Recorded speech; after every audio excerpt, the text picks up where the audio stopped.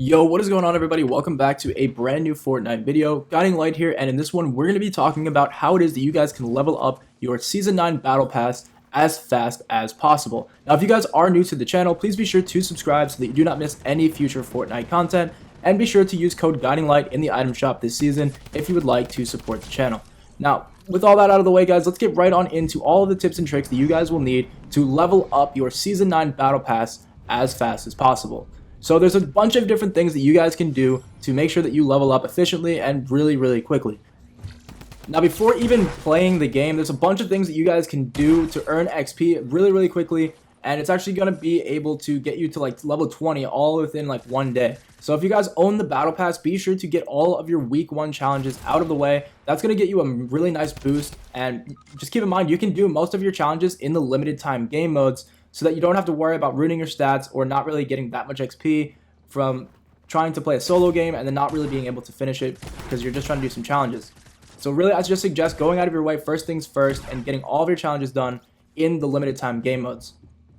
Now, once you've hit like level 20 or so and you've gotten a couple tiers on your battle pass, that's when you want to start playing with friends and going into solos, duos, and squads.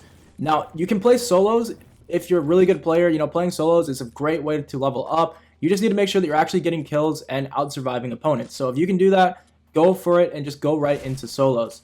Now, if you're the type of person that wants to level up literally as fast as humanly possible, and you don't really care about kills, you don't really care about anything but leveling up, then you're definitely going to want to try to play either duos, squads, or even that limited time trios mode, which is available right now.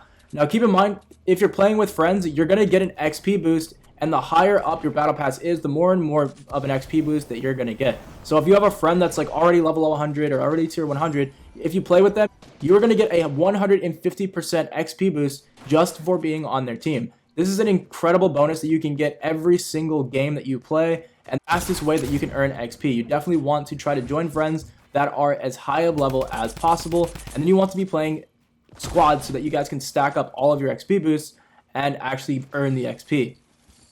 Now, on top of that, keep in mind that when you are in the game, there's a bunch of things that you guys can do with your team to earn a bunch of more XP. So the things that I can suggest that you do while playing with the team is definitely try to go for as many kills as possible. You guys want to be playing very smart, though. You want to try to last as long as you possibly can. You're going to get XP boosts for out-surviving opponents. At the same time, you're going to get XP boosts for getting kills. So you kind of just want to balance these two things out. You know, don't make any crazy risky decisions and go try to, like, you know, get 25 kills in one match.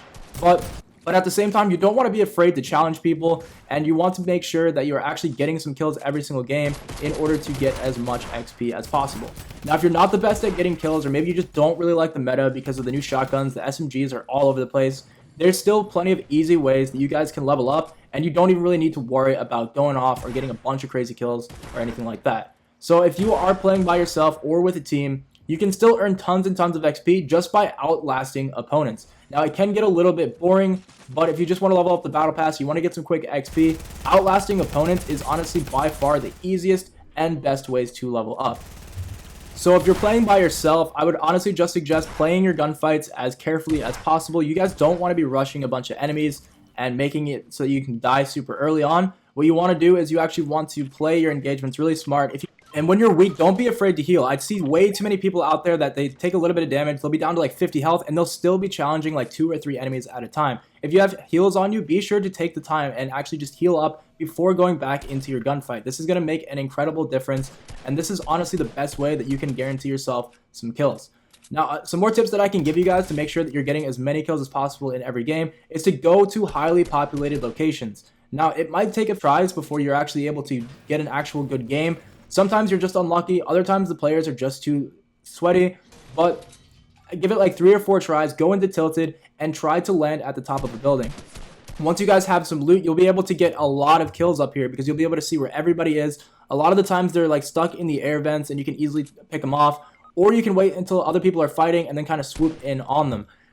Now, if you guys don't have a bunch of friends to play with in squads, try going into solo squads. You don't actually have to play with people on your friends list. You can easily go into solo squads. And as you guys can see here, the way that I'm playing this fight, it's extremely easy for me to pick up kills. Now, I might be third partying, but when it's a 1v6, I can't really complain.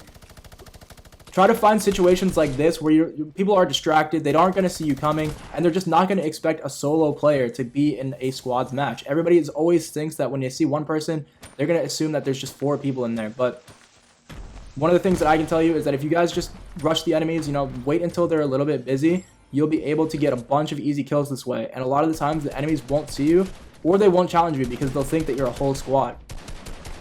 Now, on top of this, keep in mind that if you're going to land at a place like Tilted Towers, you want to wait until the circle kind of looks like this. So as you guys can see, I'm on the edge of the circle, but the circle's about to start closing in about a minute or two. So what that means is all of the people that are outside of the circle, they're going to have to come my way really, really soon. So keep in mind, keep an eye out on your radar, and remember that people are going to have to rotate around the map based on the storm. So you can usually predict where people are going to be, or sit somewhere like I am right now. I'm in a big, nice location. Lots of people are going to be running through here in the next minute or two, and I'll be able to clean up those kills without any issues because they're not going to know I'm here. And a lot of the times, they're just going to start going for loot and stuff because of all these other fights that already happened. So stay up high. Make sure that you're always up as high as possible. This is going to give you a nice vantage point. It's going to make it so that you can plan out your fights a lot better, a lot less surprises this way. And most of the time, the enemies aren't going to look for you or even know that you're there, which makes it way easier for you guys to get those kills.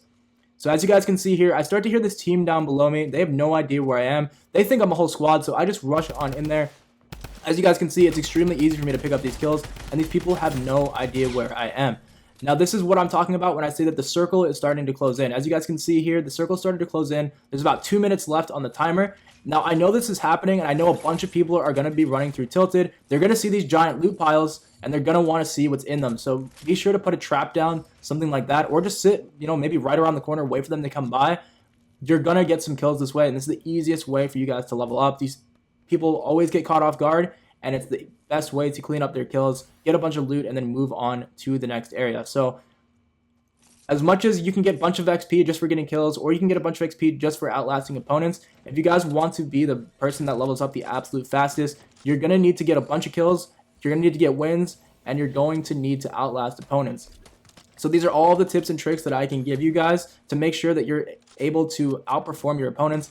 As you guys can see here, these people start coming in, and I leave the area because I know that they're going to go for that loot. I got the trap in there, and it's an easy way to pick up kills. So don't be afraid to use your traps and try to bait people on loot piles, especially in Tilted Towers or highly populated locations. This works literally almost every time. It might not work all that great in solos, but as you guys can see, look how easy it is for me to clean up that second kill. These people are just extremely clueless. Now, don't get me wrong, you're going to run into some good players, you're going to run into some bots, but most of the time in solo squads, you're not going to run into that many good players until the last circle. So we're in the same match. I just got out of Tilted, and as you guys can see, I'm really playing the circle. I don't want to be inside the circle, you want to be just outside of it. And then as it starts to close up, you can sit on the edge of it, and all of the players from outside the circle are going to start rushing in. They're going to be caught off guard, and on top of that, they're going to have the storm on their back, meaning that they're not going to have all that time to sit there and build and plan out their fight. This is why you really want to make sure that you're in front of enemies before the storm starts moving, so that you guys don't have to worry about having the storm on your back, and you can plan out your fights a lot better this way. It keeps you in control of the fight.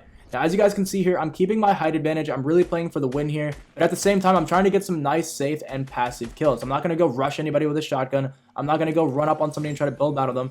But at the same time, I can sit back, get some damage on people, and easily start to pick them off as they begin to rotate out of the circle. Now, obviously, every single game is going to be different. You can't predict how every single person is going to play. But if you take measures like I am now, as you guys can see, I'm getting a lot of easy kills without even having to engage that many enemies. Now, some people might think this is like a cheesy route, but to be quite honest, if you're playing solo squads, this is really the only way to play, especially if you want to get a high kill game and get a bunch of kills, because there's no more siphoning.